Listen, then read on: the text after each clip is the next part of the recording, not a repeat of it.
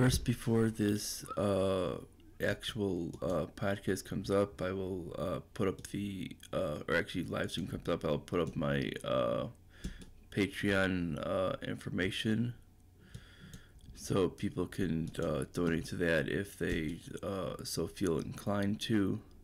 For people to come in late, I will, they'll see that in the chat, and it makes it very easy for them to donate. This is basically going to be on the actual importance of grammar and what the actual meanings of the actual words are in the Constitution. Now, this is where you get the some serious problems of people understanding the ideas of liberty and freedom. And this is a serious problem with the Constitution. When people don't understand what the actual Constitution was originally intended to mean and why it was structured in such a manner with its grammar, you tend to get completely different outcomes of what was originally intended. If we tend to look at the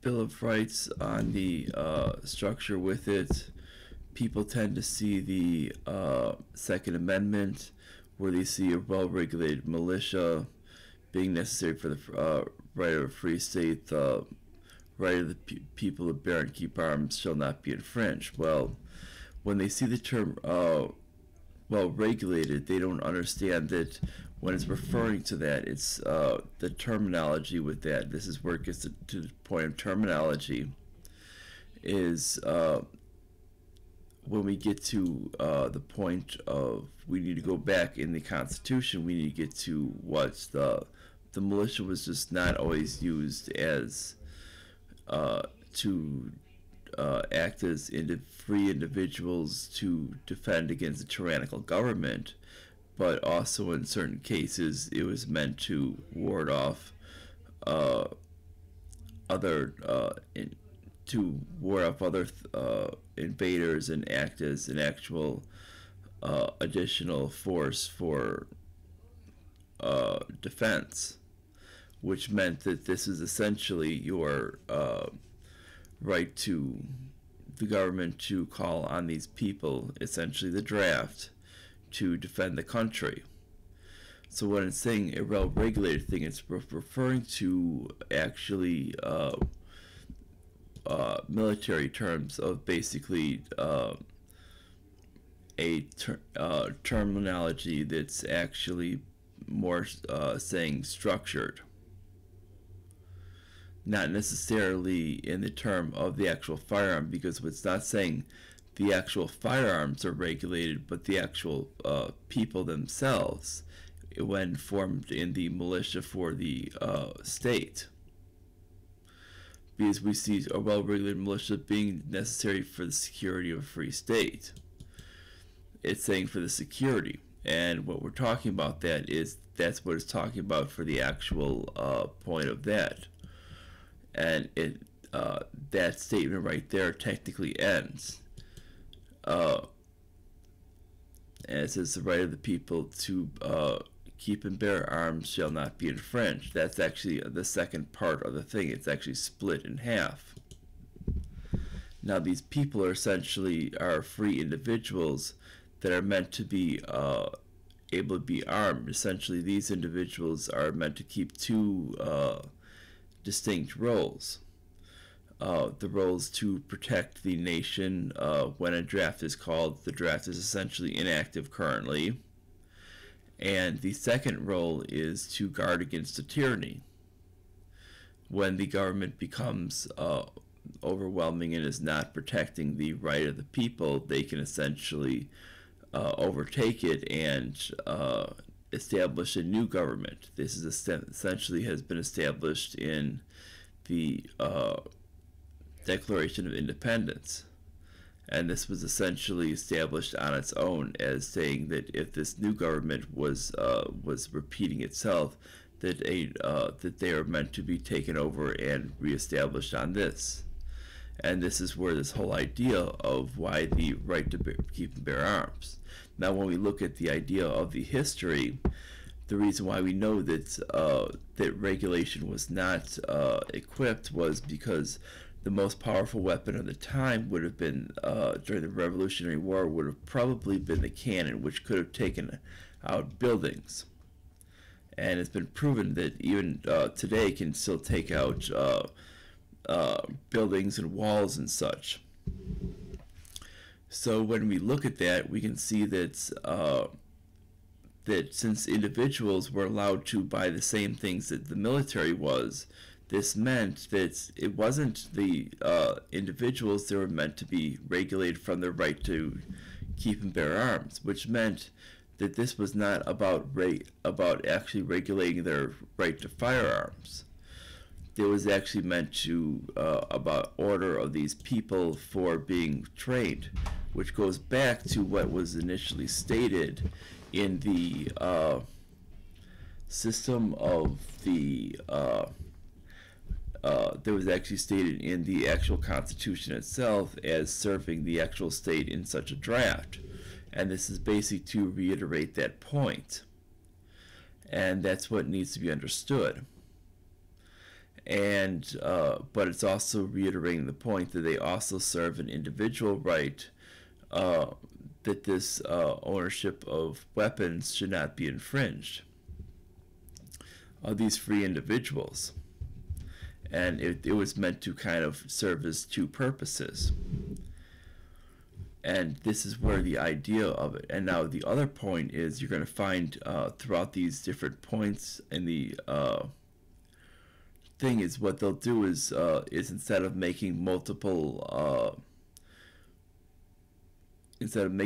amendments, they'll actually use the point of using semicolons. Now those are actually very, very key, because it allows them to stack certain rights on top of each other to essentially state that the government cannot take these rights over under any circumstances, and it issues these. Now, mind you, that the Constitution is a limitation on the government's rights, and also does list certain rights of the people. But it's meant to list them in a way that the government is meant to understand them. So it's meant to list them in a way that to interact with the government. That's the way these things are listed. If you see the way they're listed specifically, but the ones that are not essentially shown as traditional government interaction, that's where those are. That's when we get down to the traditional ones of the 9th and 10th Amendment, and specifically is there's reasons why they specifically write them as is, and why they will use certain words as is at the time. And what needs to be understood is that these are the actual grammatical points that they use need to be understood. That such things as how they put in the commas and how they put in the semicolons, and understand the semicolons are meant to essentially stack in what would be normally multiple, what most people would assume is to be multiple amendments, to make them essentially into one. And this is the whole point, and people need to understand this, and a lot of people don't, and this is where we get a big misconception of what the Constitution really is. Even when we get into the actual Constitution itself, you'll see the actual transcript on the Constitution is you see while they break that down into sections, that was essentially because they didn't have to do that by amendment, and that was done as a full document. The reason why they didn't do that was still a little bit different, is because of that point. Now that's why you saw that, because it was done as one document and you didn't have to essentially squeeze things in. When you tend to squeeze things in, you tend to do that through semicolon, and Same thing as paper clipping something to a bill, as what they would do nowadays to try to essentially squeeze it in. And this is something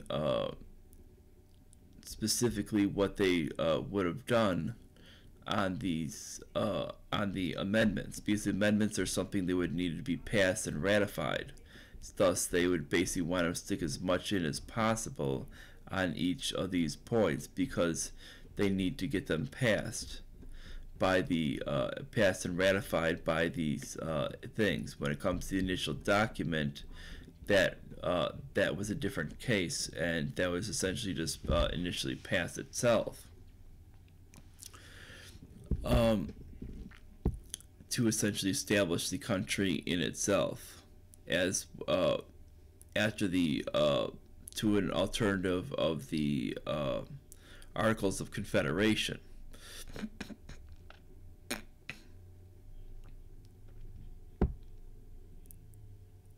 As we see with the preamble of the Constitution, when they use the term in order to form a more perfect union, because they knew that there were some weaknesses to the Articles of Confederation that could arise and develop certain problems.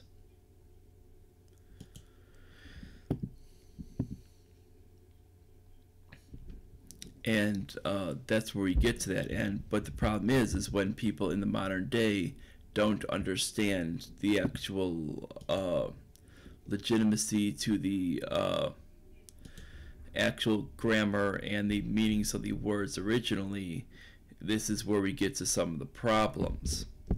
Is they assume that there's rights in there that are non-existent, assume that words mean something originally that they never exist, that they never meant, and assume and they basically make these assumptions of things that never existed. Such as with the Fourth Amendment, they assume that basically that many people assume that terrorism has only existed since like the 1970s or something, and that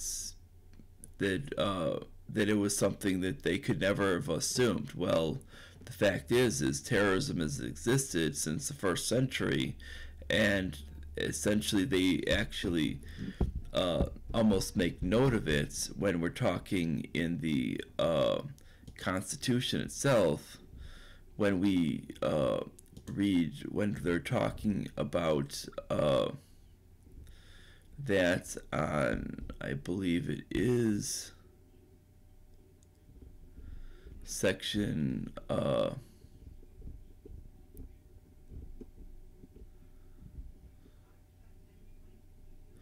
that is on section 8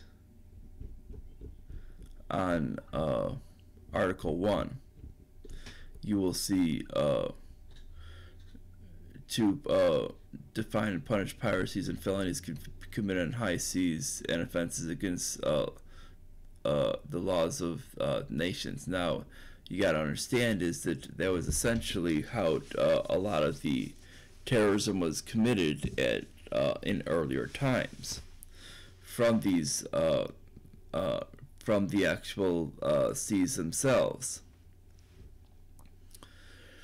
And it wasn't committed in other forms. It wasn't committed basically directly attacking a nation from land to land, because it would be very difficult, especially against the United States. And because of its location, it was nearly impossible, because they were separated by water from most other nations, with the exception of where you had Canada and Mexico in modern day terms. So they knew that, so basically the only way to really do any non-state-based attacks would have been to do these through either any internal conflicts, or basically what would be usually for any external conflicts, it would have to be by sea. And that's why those were specifically listed, which means they knew already about terrorism at that point. which means when we get back to the Bill of Rights, we see that basically that's when we see on the Fourth Amendment that they were that even at that point they were well aware of it, and that they understood that basically is people even if they got into the country itself, and even and they were well aware of potential people within the nation itself being potential terrorists themselves, as they had potential insurrections that they dealt with. They still established this right there in on paper, knowing that insurrections within states actually happen, and they established the Fourth Amendment right there, and it was very, very specific that they wanted individual warrants, and based on probable cause, supported by oath and affirmation, and it's very, very specific in the way it's written, and it's very, very specific that you cannot do anything based on a generalized warrant. And this is very specific because essentially what they dealt with during previous to the Revolutionary War was the British government was having the soldiers write their own warrants, and these were general warrants given out where they pretty much said all the American people are under surveillance because we believe that they're committing some bogus crime, and because they won't essentially pay homage to the king, because they were essentially looking at the point of potentially revolting, that they had fear of an actual revolt. So what they would do is they would send the soldiers in, and the soldiers would search all of their stuff. And that's basically was against the idea of the Fourth Amendment.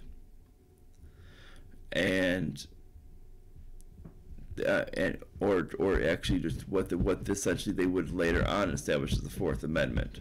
And this is the sole reason why they did it, regardless of what the case is.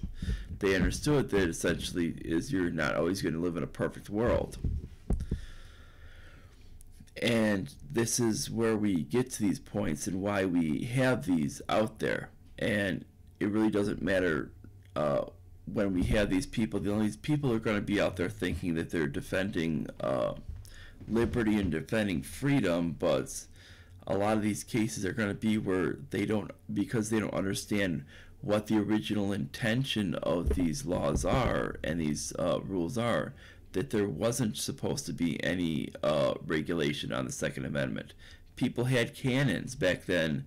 There were individuals that were basically there was essentially the most powerful weapon that the military had, and the militia was essentially the individual that essentially could be called by the states if to defend on any wars or insurrections through the actual draft or the but they could also essentially remove leaders if they remove the actual system, if the system became tyrannical, and that was the whole point of the Second Amendment.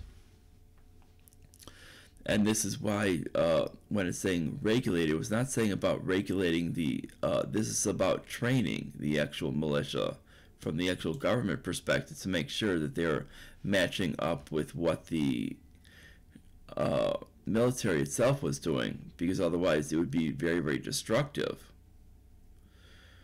And they didn't want to have the issues that they were having with their during the Revolutionary War, where they were kind of put together bits and pieces. They wanted to kind of be a little more structured when they got to other wars as an actual country. So when they would call someone, they wanted to make sure that they were essentially structured into the system to when they would call these individuals up, that they would actually be structured into the system so they would get trained. And that's what the well-regulated militia would be, as they would get training.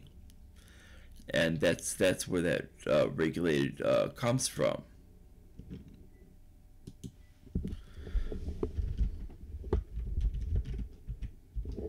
Because, I mean,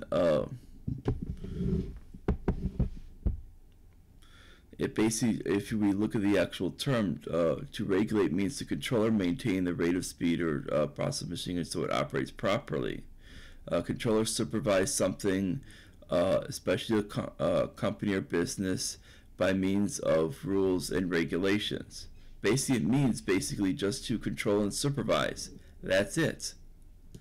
And that's what it means. A well-regulated militia means just to control and supervise. That's it. It has nothing to do with regulations on the actual firearms.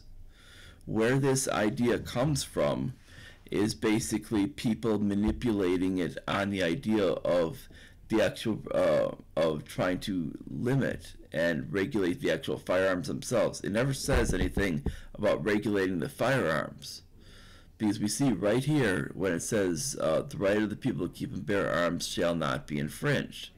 When it says shall not be infringed, it means that you cannot regulate the actual access to the firearms. This is why when you saw back in the actual time back then, nothing that was available, there was nothing available to the military that the people could not get.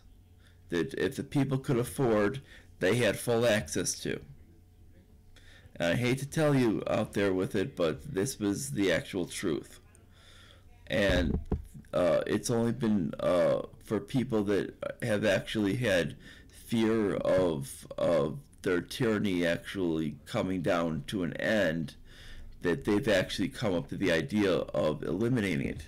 The reason why we had our first stuff with it is because when we go to the progressive era, they started the 1938 Firearms Act because there was a potential idea of if regular people get these firearms, they could essentially use, which are submachine guns, they could essentially use those submachine guns and even higher ups from those eras, they could essentially use those to take out a tyrannical government. You have to understand, during the progressive era, they were doing a lot of things that were not constitutional. And they were based, their idea was to stack the courts to essentially make sure that these unconstitutional acts were going to be approved, and they would do these actions through that method and make sure that they are passed through. And it was a period that they did this to ensure that that happened. Mind you, these are the same people that essentially interned the Japanese, and which is not constitutional at all. You're interning the Japanese without an actual due process. That's a violation of the actual Constitution as well. I mean, we're talking that when we do these things, we should understand that we're actually violating the actual Constitution in the actual actions of this. That they're not even being able to get the actual idea of what crime they've been committing with that actual action. It's a violation of the number 1, the 6th, and the 7th Amendments is what they actually did. They actually seized their stuff with it, so we're talking it's a violation of the 4th Amendments as well. Because essentially they did not commit any, there was no committing of crime. And we're talking that this is what was done, and they essentially did this, and when we're talking about that this is completely unconstitutional. And when we look at what happens with these things is people can say, oh, but these guns are scary. Well, it doesn't matter if the guns are scary or the guns kill people, and people are going to say, oh, but a bunch of people died. And I've seen this excuse out there from people that say they want to protect freedom. But there's a bunch of people that die. This is why we get back to the idea of we want rational solutions. If you want rational solutions, all you're going to be doing is taking away from the people that are not killing each other. You're just taking the guns away from those who are not killing each other. And that means you're going to essentially lead it to where we keep having the solution of where a bunch of people are dying. Now, if you want to continue that, fine. You're going to basically lead to a lot more people dying. Now, if you want to actually get to a real solution, we can get to the constitutional solution and repeal all government violations of the Constitution and realize that no regulations on firearms should exist. And when we get to this, you're going to see that people are going to be very, very scared to essentially engage on others because it creates a standoff. And the standoff essentially leads to nobody dying. What's actually created a lot of these deaths by firearm is it happens in gang violence. Now, gang violence is over drug territory. How do you end this drug territory? You end the war on drugs. And the war on drugs, and you end all this stuff from happening. Basically, when you have prohibition on different materials and different items, you're going to essentially cause less crime. This is just a matter of fact of how things work. And when we do this, and that's just pretty obvious when we start to look at this, and that's a complete utter issue. But when we talk about this, you weren't going to have you weren't having these issues with it because of that. The more times that you start regulating these, regulating the Second Amendment, you're going to have more crime. You start looking at where where the higher amounts of crime is happening from areas with the most restrictions on gun ownership. The more gun control you have, the more gun crime you get. It's because the only people who own the guns are the police and the actual criminals. Why? Because a criminal, as we've suggested before, is a person who actually owns who will actually violate the law to own a gun to commit these violations of the law. We only need one gun control law on the books. That's basically a law that actually existed before the country was founded. That's a law against homicide. It's basically against, we're talking against the non-aggression principle, which is basically you don't have the right to kill someone. It's pretty simple. That's all you need. And you don't, and it's existed before. It was actually a law that existed before the actual country was founded. And that's why it's not actually even in the Constitution, because it had already existed, and has existed before most countries are founded. Because the fact is they understand that homicide is illegal, and it's a violation of the non-aggression principle because you're killing someone. And when we understand that, we'll understand that basically is you. Once you start getting rid of the other laws around that with it, you don't really need anything else.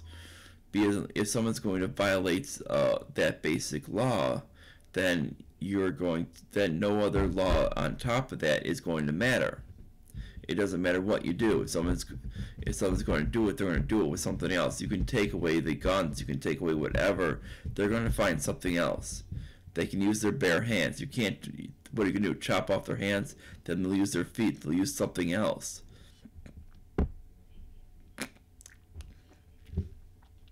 This is a thing that people need to understand. And this is why the actual Constitution was written as it was. And people need to understand the actual history behind it. If you go back then with it, there was people owning, if you understand that people were owning cannons, and in the time that the country was founded and they were regular people, you'll understand that basically and how powerful a cannon with a 6-pound ammunition was.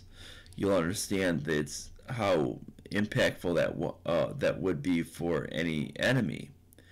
I mean, you're talking that it could basically destroy any type of residence, and potentially other residences on top of that, because of how destructive it is.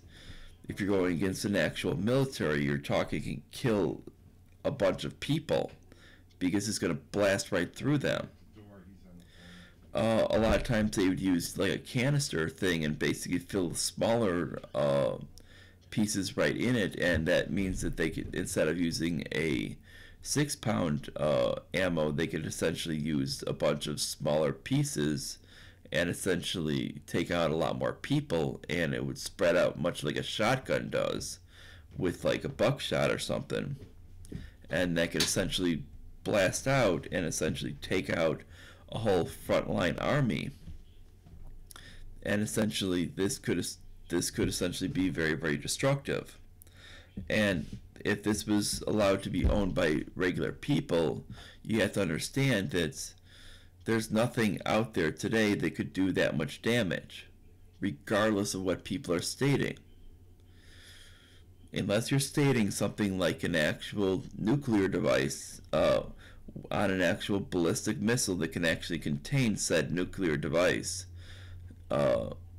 which would basically be several $1 million at least, minimum. We're talking probably in the realm of 8 figures at least for just one device. This does not include any ability to launch that device. This is just the actual cost to actually hold it and maintain it, not to basically just have it, which you'd probably have to use it pretty quick, otherwise it's going to deteriorate. And then the actual ability to launch it would be unbelievably expensive on top of that. Probably we're talking at least 7 figures more. And when it comes down to it, is for someone to do that, it would be very expensive. And this is why the logic behind it would be not likely that someone would do that, because there's more ways to be effective. And people need to understand that it would be easily more effective to have other weapons for the actual person. They could have a whole arsenal of God knows what. They could probably buy a bunch of tanks for that price, or at least a few tanks for it. And this is why actually having an unregulated Second Amendment, as it was initially intended, would actually be just fine, because we're not going to have people out there causing huge problems.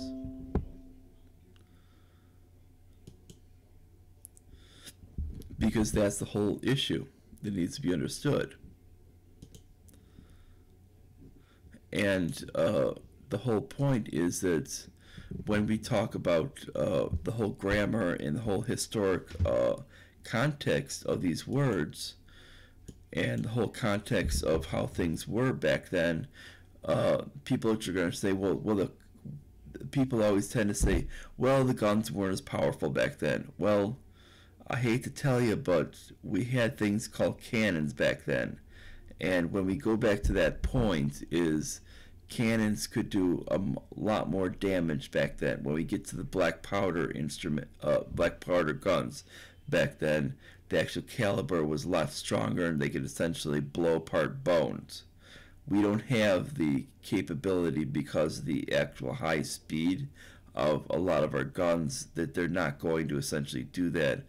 Most of the damage that our guns do nowadays are to actually muscle tissue, and they're not going to blow apart bone like the old instruments, like the old guns and different firing instruments did of yesteryear, which is completely different, because the actual size of the ammunition is in basically in width is much smaller than we used to deal with.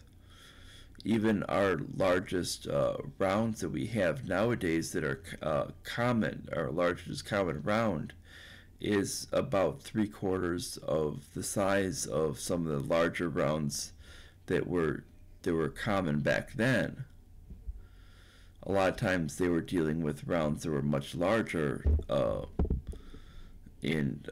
back then for the sizes, and since people could essentially make their own ammunition out of the lead out of these lead balls, they could essentially be a lot more effective and started going a lot faster. Okay, it took longer to fire, and the length wasn't as far, but the actual damage done could essentially be a lot worse. Even though the actual speed was not as great, it could be the actual damage could be much worse than anything we see today, because sometimes speed is not always the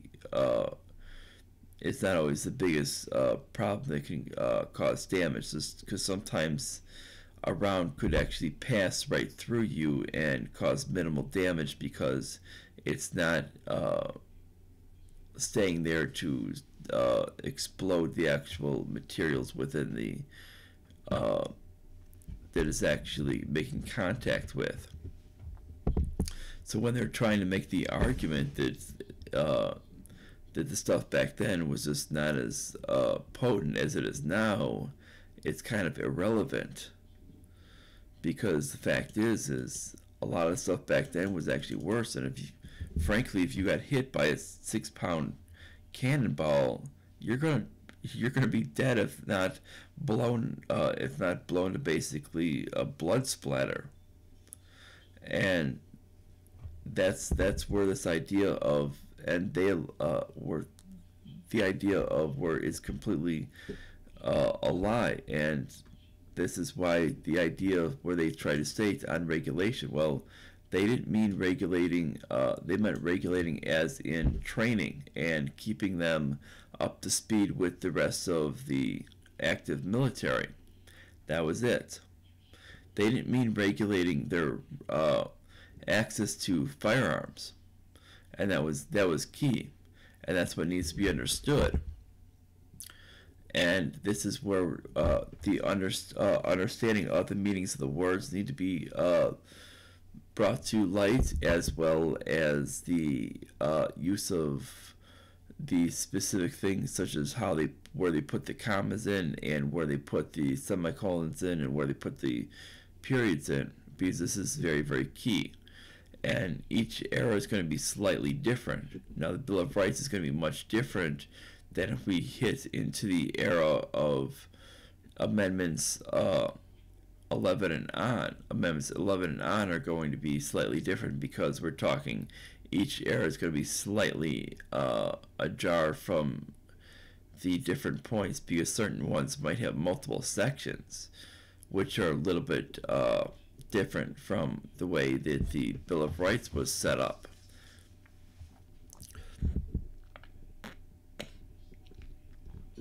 Because we see that those are a lot different from the way that the original amendments were proposed. And it was much, and you see that they're much different than the other ones. And you can see that just the formation is completely different as you go from era to era. Now, while like things such as the 11th Amendment might be not much different because of its proximity to the first 10 is right around the corner and only a few years away, you're going to get a lot difference. You're going to get a big difference when you go up to the 12th and on. Now, the 12th and on are going to be a lot different because the passing is a lot further from the point.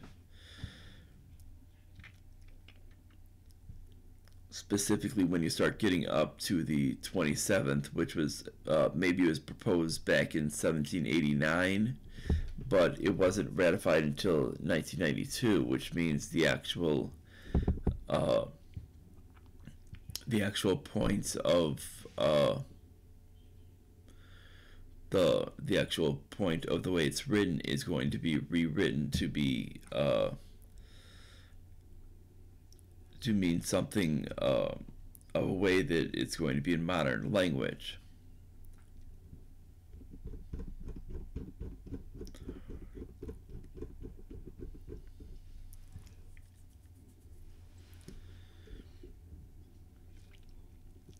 And that's completely different from the way these things are done. And as it keeps going on and on for each one, you're going to see that they're set up a lot different from era to era.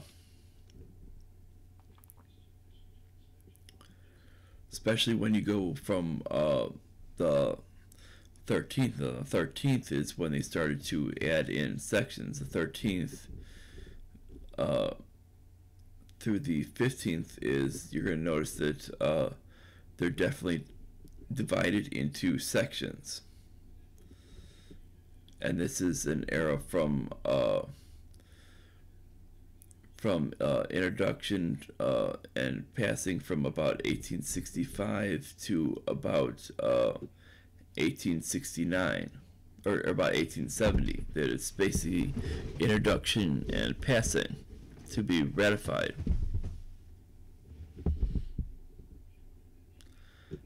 And that's a lot different from what we saw with it. Now it got returned to this idea a little bit later when we got to the 18th Amendment to the they returned to this idea as well when they got from the 18th Amendment to the 26th Amendment, which is basically a long era from the going from the with exception of the 19th Amendment, which tended to skip that idea, but pretty much going from like the idea of the going back to the idea of sections, and this was pretty much an era of 1917 all the way out to going out to 1971, that it pretty much went back to this idea of splitting these things out to sections.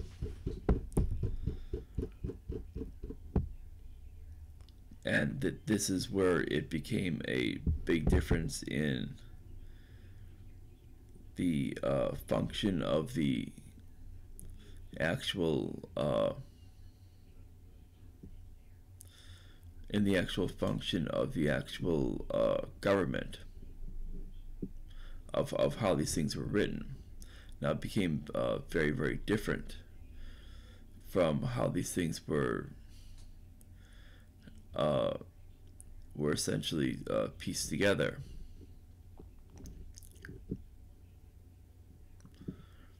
Now it needs to be understood that when these things were why these things are pieced together like they are when we come to the amendments is that basically is not all the amendments are essentially covering a single idea, and a lot of times they're trying to cover certain vast spans of ideas and basically going over what time could bring upon them as time could change, because that's the whole perspective. So when it comes down to it, is they need to people need to understand this, and a lot of people don't understand that aspect, and they think that basically they're trying to apply they're trying to pick out words and essentially apply modern terminology to it without understanding what they actually meant. Because the term such as we've spoken on the Second Amendment, regulated did not mean the actual firearms.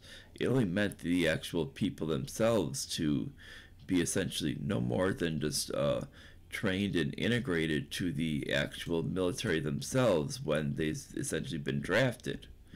That's nothing more than that. And that's basically what we were talking about. It had nothing to do with the firearms themselves, thus the actual history that when we learned that they were able to get anything the military could, and anybody proclaiming that any firearm should be limited is being irrational. And they're looking for things that really aren't there, and they're usually judging things, as we go back to our function, they're judging things off of feelings and not off of rational thinking. Rational, because you'll usually find this within, this is one of the arguments that I got into today with it, was they go, oh, but what about the millions of people who've died from guns? That's going into feelings. This is the whole point. And they're not, they stated in their profile that they're pro-freedom. Well, if they're pro-freedom, and they think that they know the Constitution, they do not know the Constitution. They're not pro-freedom. They're actually against freedom, because they're basically, they don't know the Constitution as well as they think they do, and they need to learn it, and they need to learn it the way that it was originally intended. And that's the whole point. When we actually look at the actual Constitution itself, it needs to be understood that what it actually originally meant. And they never meant for firearms to be regulated. It was not meant to actually keep a different standard between the government and the people. Frankly, if firearms are considered as dangerous, what makes the government any more capable of becoming safe with them than the people? I mean, you look at what governments have done in these tyrannical regimes where they've fired on people and basically executed them in history. I mean, they've, you look in cases on, one of the recent things was they're looking for actually war crimes on Israel for firing on Gazans. This is not just basically Palestinians. This is firing on people. These are Gazans. This essentially is a mix of Palestinians, Israelites, and tourists in Gaza that compromise basically citizens of the other region, businessmen of the region, basically people who are journalists, people who are medics in the region. I mean, and none of which who are armed. And they were using snipers and firing on these people illegally. And we're talking, and they were nowhere near the actual property of Israel. And this is why we talk about, if we're going to talk about the about actual use of firearms of people with it, it's actually more apt to be governments itself that have used them to execute people. The number of firearms used by people to kill other people is a far cry from the actual number of governments killing other killing people.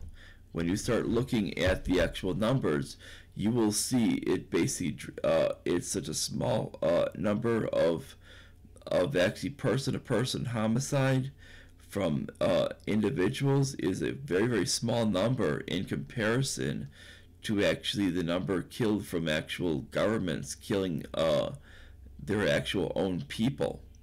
And when you actually start seeing that, you look at the democide numbers throughout the 20th century from Marxism, you will see some numbers that are horrifying.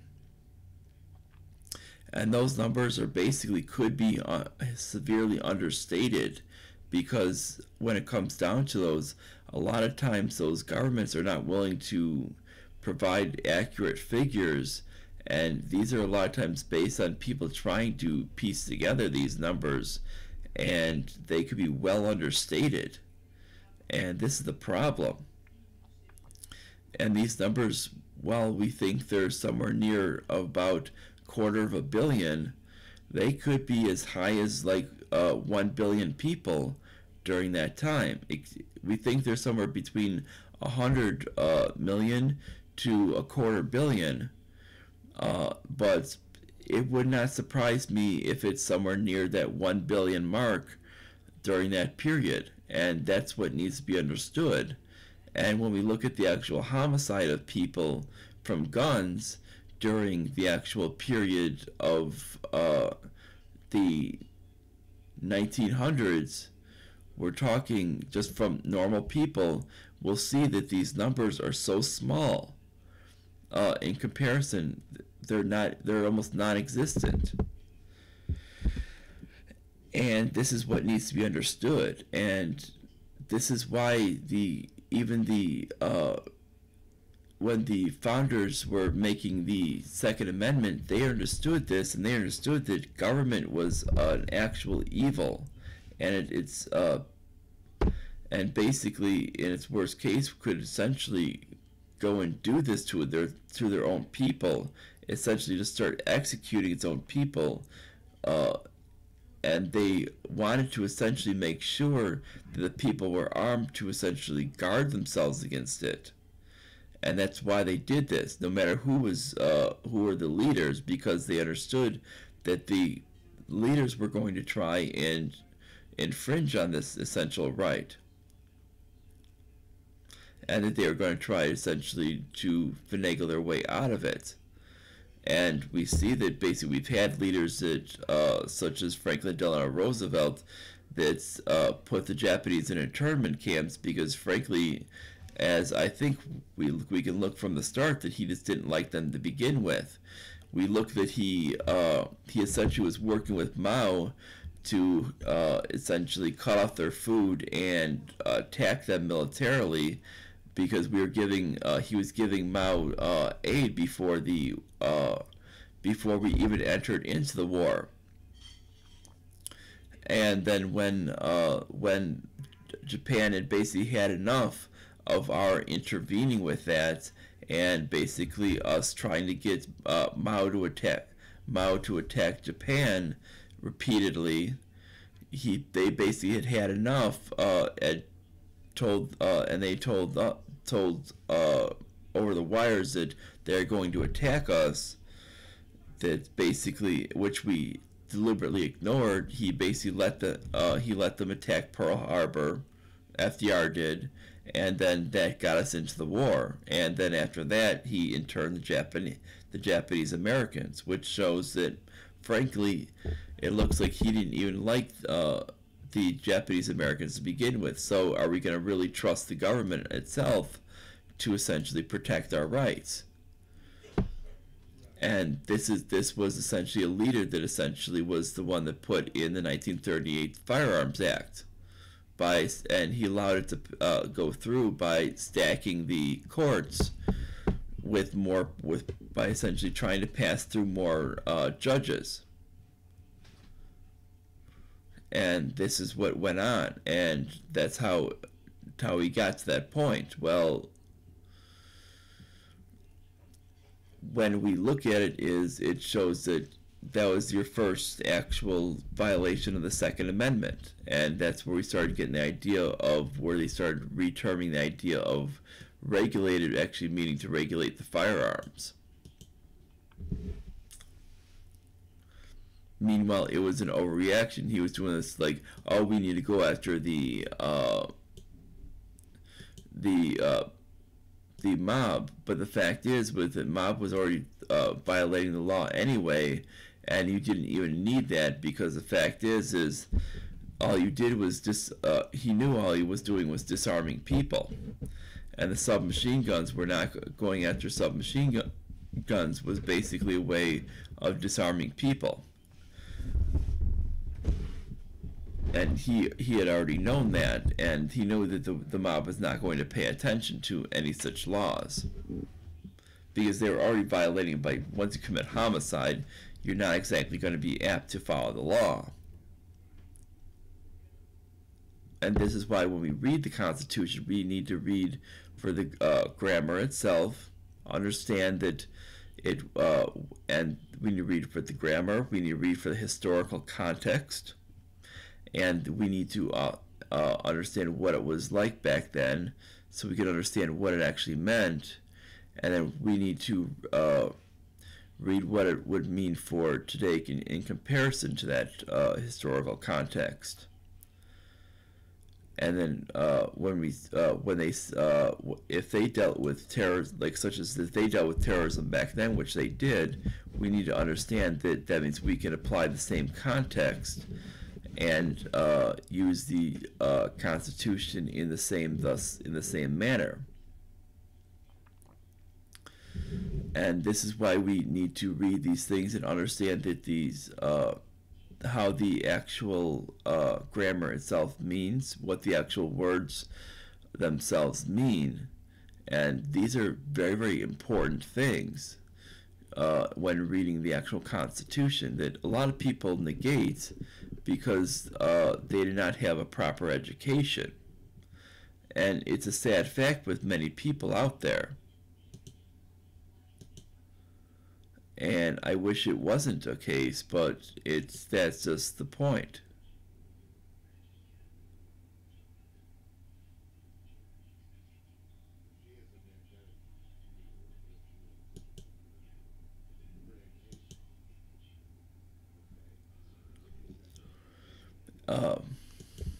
But this is just the way things go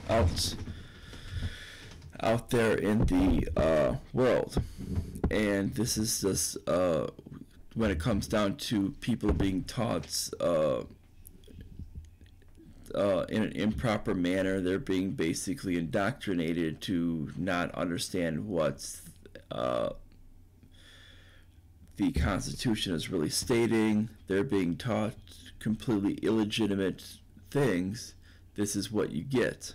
You get people who don't understand what things actually mean. Now, if you like this, like, subscribe, click the notification bell. Make sure to share this on social media to your friends and everyone else. If you feel so inclined, please donate to the Patreon. You'll probably see it in the chat if you're still on. If not, then if you're seeing this where it's already been recorded, then it'll be right here below for the link. And that's about it. And bye, everyone.